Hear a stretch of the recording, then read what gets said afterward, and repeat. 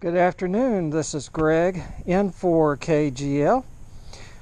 I'm doing a preparation for a WSPR rocket, a rocket-launched WSPR beacon experiment. I have two WSPRLite Beacons, and they happen to be hooked up right now. So this is a test in my front yard to see if the gear's working. This is the rocket disassembled, and the section there is a payload bay, and we'll be putting the WSPRLite, the USB power supply.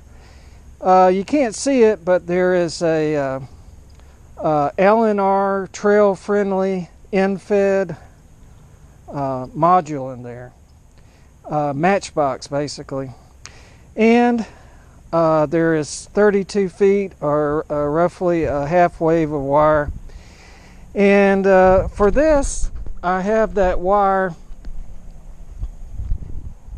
going up to the end of a 30-foot pole, so it's mostly vertical, and so the WSPR beacon is running and we're getting spots on it. So that's all good. Further out in the yard here is a N6BT Bravo 7K vertical, and it is set up for 20 meters. And there's a 50-foot coax running back to the table here.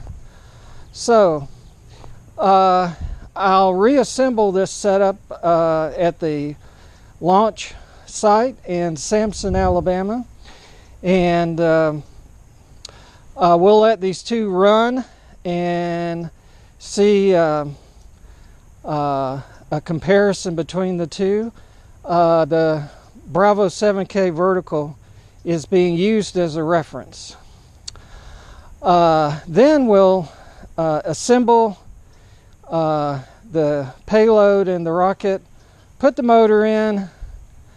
There'll be some padding in the payload bay, and we'll set up both of these beacons for continuous. Then we'll take it to take the rocket to the launch site, leave the vertical running, the Bravo 7K, and then we'll launch maybe 10 seconds prior to the start of an even minute, which is the WSPR cycle, and hopefully our flight will be 2 minutes or more, and then we can do a comparison after this is all over. I'm using the DXplorer software to do the comparison. It's a good tool for the job. So we'll pack all this stuff up and head to Samson, Alabama for the Sears rocket launch